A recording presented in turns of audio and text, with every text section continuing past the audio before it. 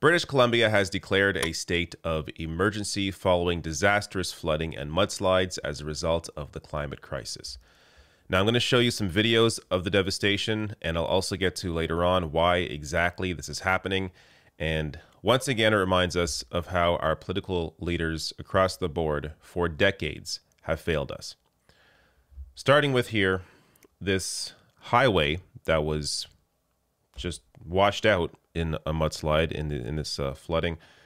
This is the Coquihalla Highway. It is completely snapped in two. So this is a quick clip here from Camille Karamali of Global News. Take a look at this insanity. Now, this is this is wild. And I'm going to show you later on, not only flooding, there is a massive fire in the middle of this flooding. So first here, I'm going to show you where this highway is. So the Coquihalla Highway is one of the main connectors here to the coast, to Vancouver, and it's now completely out of commission. Likely won't be fixed for months because of the amount of devastation and the fact that we're now getting into the winter months, making it tougher for crews to rebuild the highway. But a little more here. This is Transport Action Canada saying Via Rail services between Winnipeg and Vancouver are currently suspended due to severe weather in BC causing washouts. So by the way, there's multiple highways that were taken out, not just the Coquihalla Highway. But they're saying here the highway fared even worse. This is from the BC Ministry of Transportation. And yeah, take a look at that. Now, there was a great reply to this that I want to share with you. Something to keep in mind here. This is from Michael Coyle, saying if you get angry when climate protesters shut down a road during rush hour, you're going to hate climate change. So anytime you may find yourself in a situation where maybe you're inconvenienced by protesters over climate change, keep this in mind. This is what they're trying to prevent from happening. Now, there's more footage here. This from Kyle Bryan, I believe, of I'm not sure if he works for CTV News, but this drone footage is from CTV News. Saying here, drone footage of Coquihalla Highway heavily damaged or washed out in 5 separate locations. With winter setting in, there's no chance it will be fully open anytime soon. So I'm going to play this for you. There's no audio on this anyway, so I'll play this for you while I speak over it to give you a little more details before I get to why this is happening and also show you the fire that went on in the middle of all of this. So in a mudslide on Highway 99, 1 woman died, with 2 others still missing. Hundreds had to be rescued from across the province. Thousands of people displaced from their homes. Thousands of farm animals have died as well in this flooding.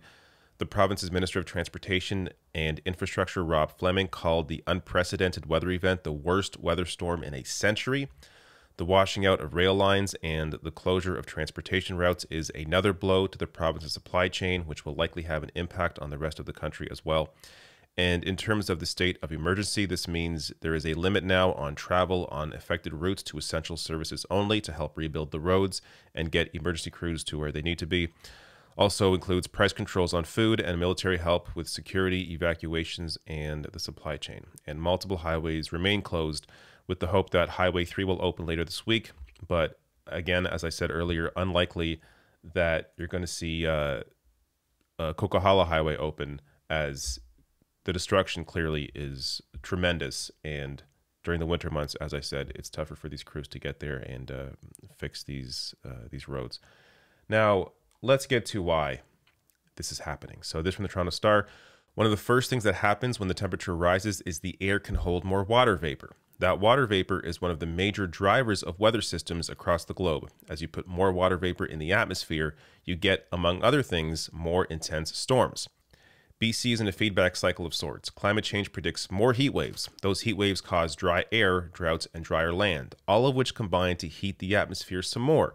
That also creates ideal conditions for wildfires. And when those fires come, they strip a lot of vegetation from slopes, which means when the winter rains come, themselves bolstered by increased uptake of water, without the vegetation to mitigate the impact, we get mudslides and rock slides. So BC is in this vicious cycle now, bolstered by the climate crisis, that I'm not really sure how they're going to get out of. I mean, this is the kind of thing that had to be prevented.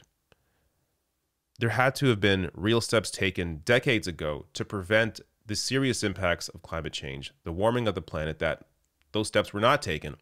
And now you're in a situation where these at-risk areas like this part of BC is likely going to be subject to this kind of thing on a very consistent basis, just because of the way the rain is now absorbed into the atmosphere and the dry land causing the wildfires and the heat waves. It's a giant mess that, again, I'm not really sure how they're going to get out of. Now, as was alluded to there, over the summer, 595 people were killed by heat in BC.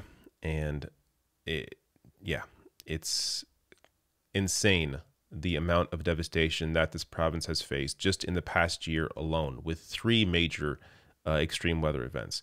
From Greenpeace here, indeed, climate change fueled intense rainfall and catastrophic flooding in BC were both predictable and predicted. The Toronto Star, for example, ran a detailed piece in 2019 about the risks of climate-fueled rainfall and flooding could pose to BC. A 2016 report projecting climate change impacts for the Metro Vancouver region warned of stronger and more frequent extreme rainfall events, and that the largest increase in precipitation will occur in the fall season. So this was predicted. This is how you know. I mean, if there's no question anymore, I hope, for anybody watching this, but this is how you know that this is happening and it's the fault of humans, because this has been predicted. We know this stuff is coming, yet barely moving the dial on our response to the climate crisis, both in Canada, but also across the world. Now, I want to play this for you as well. This is just to help personalize. You know, you see devastation like this, it's hard to really understand for some people how this may be impacting the lives of individuals. But here's an example. This from CBC News that discusses, or you're going to see a couple here discussing how their home was swept away in the river.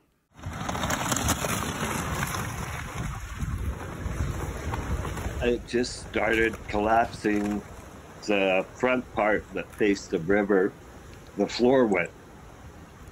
So I entered the house stupidly, and I looked down the stairs, and all I could see was river, and it was flowing. And then a big crack. It went under. The river just took it under and gone. Within seconds.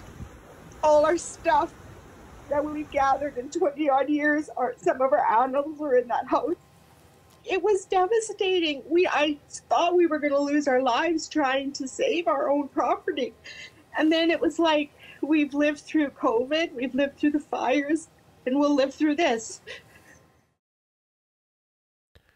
Hard to know what to say to that. This is just one of many stories from people all across the province that have been impacted by just this one extreme weather event, let alone the many others that occurred before this. Now, let's get to this dealership fire. So I'm not going to get too deep into the details here, but eventually it was put out. So according to officials, around 100 RVs out of 500 on the lot were on fire on Wednesday morning. Let's take a look at what that looked like. Here you got an image here, or video here from Amber Belzer. This is Fraser Way RV, just east of Whatcom, Highway 1, burning as crews can't access the site because of the flooding. Just absolutely insane. Right in the middle of a flood, this is going on. Now, eventually, somehow fire crews did get to it and were able to put it out. You see here the destruction of the RVs on this lot. I'm sure one of many businesses that were impacted by this. And yeah, you know, anyone that tells you that we can't put too much into the climate crisis, we can't invest too much, we got to worry about whether it's, I don't know, inflation or something else. How about this? The amount of destruction that the climate crisis is causing can't be ignored. The longer we wait and put our response to this off, the more devastating these events are going to be. You know, these stories for me are hard to cover because this is such a major issue. I mean, this crisis alone, this event alone in BC, there were so many stories coming out of this that I couldn't even touch on in this video because, you know, I'd be here for an hour. But this is the kind of thing where it should be a reminder of both how our political leaders for decades have failed us, but also that there cannot be any limiting to our response here to the climate crisis. We have to do as much as possible now to mitigate the impact of this crisis and these extreme weather events going forward.